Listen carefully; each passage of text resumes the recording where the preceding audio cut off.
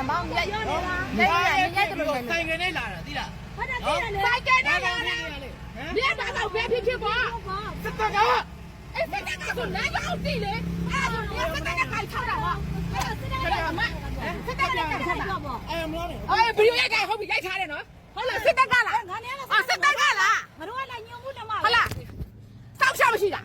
ဟုတ်လားပြင်မတော်နဲ့အာ तू ကစစ်တပ်ကတဲ့စစ်တပ်ကတဲ့လမ်းကိုလို့ညာဘက်ကမစီးမနဲ့လို့အလဲကျော်ကနေစီးလို့ပြောတာပြောရနော်တိုက်ပြီးမှမဟုတ်လို့မတိုက်ခင်နားမဟုတ်ဘူးလေမတိုက်ခင်ငါပြောညာဘက်ကနေမစီးဘက်နဲ့အလဲကျော်ကနေစီးလို့တိုက်ပြီးမှကြောက်ဖို့ပြောတော့ तू ကစစ်တပ်ကတဲ့ပြောနားတော့အမအခုဘာလို့ဘာဖြစ်တိုက်ပြီးမှကြောက်ဖို့လို့ဘာမှမဖြစ်ဘူး